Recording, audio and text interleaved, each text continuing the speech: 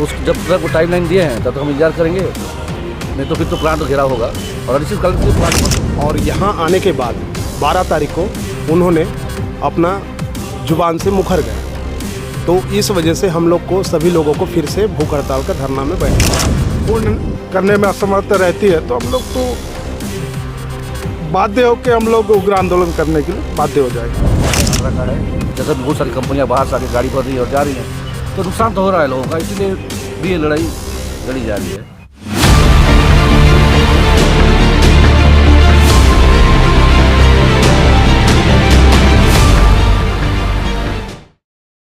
मैं अमित पांडे सदस्य हूँ जय जवाहर समिति का।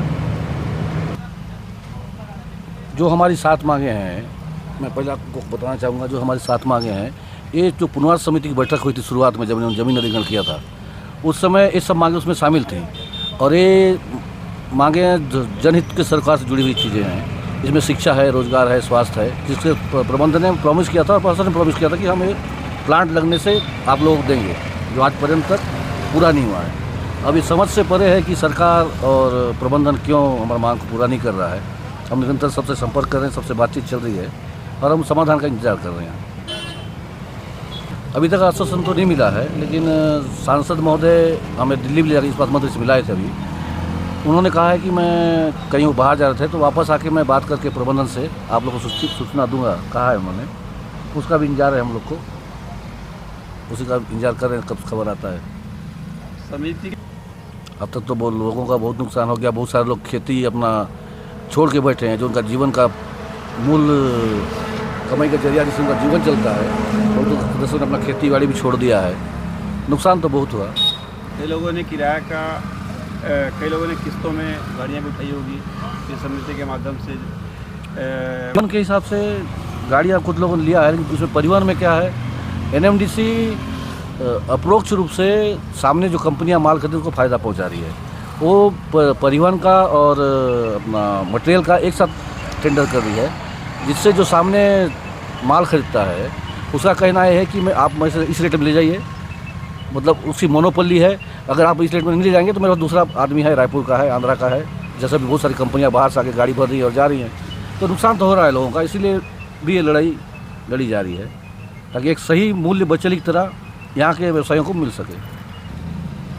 जी हाँ, हम लोग जैसे हम लोग अभी इस्पात मंत्री जी से आश्वासन मिला है और माननीय सांसद जी ने कहा है कि मैं इसको पूरा करवाऊंगा। नहीं तो पिछले बार जो हमारा घेराव था, फर्स्ट घेराव जो था, हमने मुख्यमंत्री जी के आश्वासन पे कैंसिल किया था। फर्स्ट घेराव जिला प्रशासन कहने पे कैंसिल किया था, दूसरा घेराव मुख्यमंत्री जी के आश्वासन कैंसिल किया था, तीसरा जो घेराव था वो सांसद महोदय कहने पर कैंसिल किया था। उन्होंने मिलाया भी लिया इस्पात मंत्री से। अब वहाँ से जो परिणाम आने का है उसके कुछ इंतजार करने सांसद महोदय ने कहा है।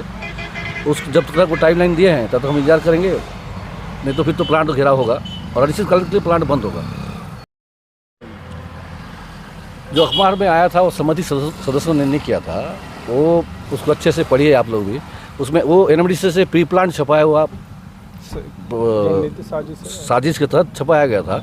उसमें ये बताया गया था कि कोई लेडीज़ है जिसने बताया NMDC कर्मचारी को, तो NMDC कर्मचारी ने बताया पत्रकार को, तो पत्रकार महोदय ने सुझाव दिया था इसी।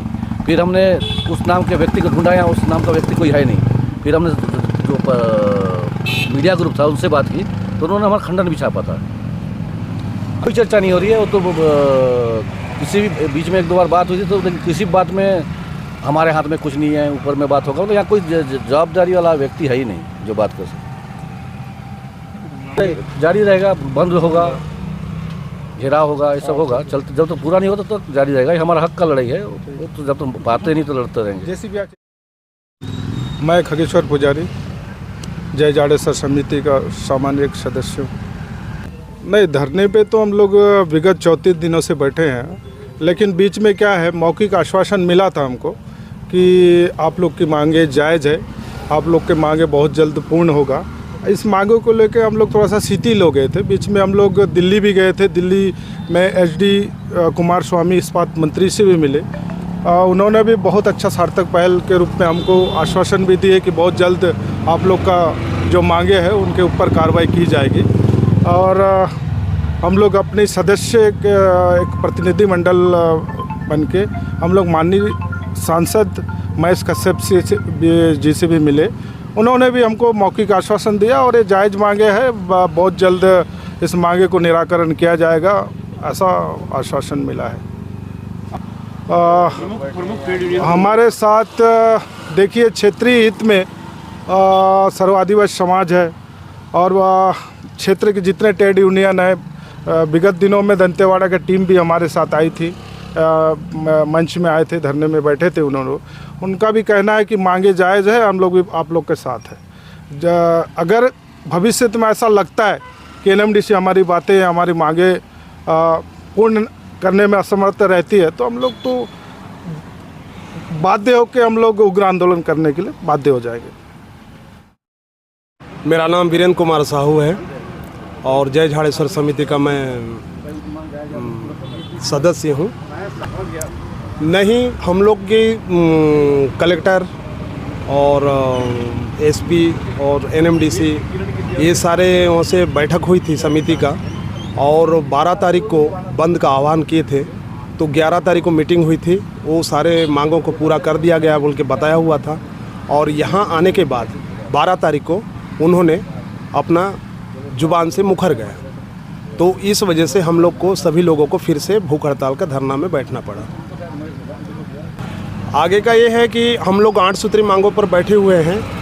अभी लगभग लग रहा है कि जैसे हमारे बाकी लोग भी गए हुए थे दिल्ली से केंद्रीय अपना इस्पात मंत्री से मिल के आए, वहाँ भी आश्वासन दिया गया, मुख्यमंत्री से भी मिले।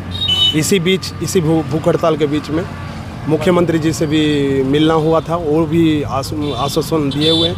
हमारे सांसद जी जो हमारे लिए आज हमारे साथ खड़े हैं, और यदि हमारा मांगों को पूर्णवत नहीं करेंगे तो हम उग्र आंदोलन करेंगे आगे।